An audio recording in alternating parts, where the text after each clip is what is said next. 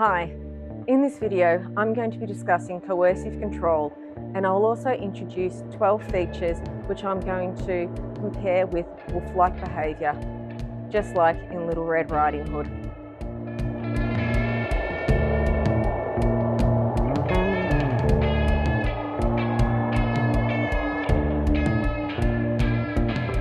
Hi, my name is Renee and I'm not a stationist. In my last video, I discussed my definition of a cult and how I came up with a list of criteria based on the work of cult experts. In this, the second video, I'm going to discuss what is coercive control and provide an overview of what I call Renee's cult ranking criteria. Up on your screen is the list of the 12 criteria, which I'm going to go through using the metaphor of Little Red Riding Hood. But first, in my last video, I said that cults were a high demand group that use coercive control. So I thought it'd be good to have a quick look at a more formal definition of what coercive control is. As a starting point, here's a definition provided by the Australian government to describe coercive control in domestic settings. It reads, coercive control involves perpetrators using a pattern of abusive behaviours over time in a way that creates fear and denies liberty and autonomy. People who use coercive control may use physical or non-physical abusive behaviours, or a combination of both. All abusive behaviours are serious. This definition is provided by the Australian Attorney General's Department. I'm of the opinion that coercive control in cults is pretty much exactly the same as what it is in a family. To sort of make this point, all we need to do is change one word in this definition, that being perpetrators, which can be changed to leadership of a group. I could have left it as perpetrators, but over the years I've found that some people, in particular politicians, struggle to recognise the similarities. So maybe that one little change will make it easier for some people to see the connection. I'd also like to focus in on the description of coercive control being the use of physical and non-physical abusive behaviours, or a combination of both. The Australian government, when it released the National Principles to Address Coercive Control in Family and Domestic Violence last year, the report detailed some really great insights into what coercive control abuse looks like. I've conducted a comparison of how their definitions and findings relate to a high demand group, but I won't go into that right now because I don't want to get too bogged down in reviewing where I got all my research. I just want to make the point that the features of coercive control in a domestic setting are the same as in a cult. I've devised a rubric that lists 12 cult features that can be ranked from 0 to 3. These features are synonymous with coercive control. If a group presents a low level of these features, then it could be thought of as being a cult with a little c. The more features that a group has, the more likely they are to pass the threshold that makes them a cult with a big C. For this video, I'm mainly focusing on the extreme end. As I've mentioned a few times, I like to use the metaphor of Little Red Riding Hood to describe the features of cult leaders. These people seem very sweet and innocent, and you have to look very closely at them to identify their wolf-like characteristics. Both cult leaders and wolves have a predatory nature. Just as wolves hunt and prey on weaker animals, cult leaders look for victims that they can manipulate and exploit. Both use their authority to control, dominate, and take advantage of the vulnerable. Starting with authoritative leadership, people in this position may present as very sweet and innocent, and sometimes you need to look very closely to see their cult-like characteristics. Both cult leaders and wolves have a predatory nature, just as wolves hunt and prey on weaker animals, often targeting the weak, young, or isolated members of a herd. Cult leaders look for victims that they can manipulate and exploit. In particular, these may be people who are experiencing a personal crisis or have a desire for belonging. Next, we have control over information. Wolves are known to strategically isolate and wear down their prey. Similarly, by restricting access to external information, cult leaders maintain power and control over their members. I view this feature as being psychological isolation, the confinement of the mind. Deception. Wolves can appear majestic or even noble, but they are also dangerous and cunning. Cult leaders often present as charismatic, wise, or benevolent, masking their true intentions of control and exploitation. Exclusive knowledge. In many cultures, wolves are regarded as having great wisdom. For instance, in Roman mythology, their civilization began with two twins who were raised by a she-wolf. In Nordic mythology, Odin had two wolves as his companions, and some cultures, like the Celts and Native Americans, look upon wolves as being powerful spirit guides and protectors. In a like manner, cult leaders claim to possess exclusive or hidden knowledge. Exploitation. A wolf hunts not for sport but for survival, exploiting its prey to satisfy its hunger and sustain itself. Cults exploit their members for various forms of gain, whether that be for financial profit, labour, or the leader's need for power and admiration.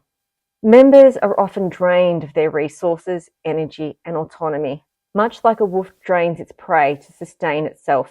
In packs of wolves, only the alpha and the female are allowed to breed. Similarly, cults often place restrictions on sexuality, whether that be by way of the leaders exploiting members for sex or childbearing, or enforcing celibacy. Fear, guilt, and intimidation. A wolf's authority within a pack is often maintained through fear and dominance. The alpha wolf uses its power to instill the fear in other members, ensuring they maintain submission and follow the pack's rules. This fear keeps the pack members in line and prevents challenges to the alpha's authority. Similarly, cults use guilt, fear, and intimidation as a primary tool for control. By instilling fear of punishment, social exclusion, or even supernatural consequences, cults keep their members complacent and submissive. This fear-based control is analogous with the wolf's use of intimidation to maintain order over the pack. Isolation. A wolf often isolates its prey from the herd to make it easier to attack and kill. The isolated prey becomes vulnerable and is less likely to defend itself. Similarly, cults isolate their members from outside influences, cutting them off from family, friends, and alternative viewpoints. This isolation makes members more dependent on the cult and more susceptible to the group's control. The cult's dominance over its members is similar to the wolf's control over its prey, ensuring that the members maintain the group's influence.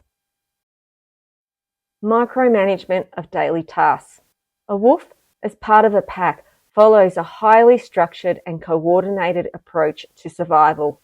The alpha wolf often dictates the behaviour of the pack, ensuring that every member contributes to the hunt, protection, and care of the group. The roles and tasks of each wolf are carefully monitored and controlled to maintain the pack's efficiency and order. Similarly, cults micromanage the daily lives of their members, dictating everything from what they eat to how they dress and how they sleep. They can even micromanage how they interact with others. This level of control encapsulates the idea that members are fully absorbed into the cult's way of life, with leaving little room for independent thought or action. The cult, like the alpha wolf, exerts total control over the members' lives to maintain order and dominance. Monitoring thoughts and/or behaviours. Wolves are keen observers, constantly aware of their surroundings and the behaviours of pack members. The alpha wolf in particular monitors the pack closely to ensure that no one steps out of line, maintaining strict hierarchy and order within the group. Any deviation from expected behaviour is quickly corrected to preserve the pack's unity and survival. Cults monitor their members' thoughts and behaviours with similar vigilance, often through mechanisms like confession sessions, peer surveillance, and strict adherence to the group's doctrines. Any sign of dissent, independent thinking, or deviation from the group's norm is swiftly identified and addressed. This monitoring ensures that members remain aligned with the cult's beliefs and prevents any challenge to the leader's authority, much like how a wolf enforces discipline within the pack. Punishment and discipline. In a wolf pack, discipline is maintained through the use of force and intimidation. The alpha wolf may punish or intimidate other members to enforce rules, assert dominance, and ensure that the pack operates cohesively. Punishment serves as a tool to correct behaviour and keep the pack in line. Cults use punishment and discipline to enforce conformity and obedience among its members. This may include things like public shaming, physical punishment, social ostracization, or threats of spiritual consequences. The purpose of these actions is to instill fear, maintain control, and ensure that members remain loyal and obedient. Thought reform. In a wolf pack, the alpha exerts influence and control over the pack, ensuring that members follow the group's norms and rules, as I've said before. And the pack operates with a single-minded purpose driven by the alpha's leadership. The other wolves internalize the pack's hierarchy and rules, shaping their behaviors and instincts to align with the needs of the group. Similarly, cults engage in thought reform, often through intense indoctrination. This process reshapes beliefs, values, and identities of the members to align with the cult's ideology. The cult leader, like the alpha wolf, influences how the members think, ensuring that they adapt to the group's teachings and without question. The goal is to create a uniformed mindset where members are conditioned to think and act in ways that serve the cult's objectives, much like how wolves in a pack act in unison under the alpha's guidance. Us versus them mentality. In a wolf pack, loyalty and cohesion are essential for survival. The alpha wolf ensures that the pack operates as a unified, disciplined group. Each member knows their place and their role within the pack, and this tight-knit structure helps the pack survive in the wild. The us versus them mentality strengthens the pack's bonds as the wolves rely on each other for protection, hunting, and survival. Cults foster a similar sense of pack mentality among their members. By creating an us versus them mindset, cults make members feel like there is a strong bond within the group, leading them to prioritize the group's needs over their own. This unity makes members more willing to sacrifice for the cult and less likely to leave. The thought reform ensures that the members internalize the cult's beliefs and values, making them loyal and committed to the group's cause, much like the wolves in their pack.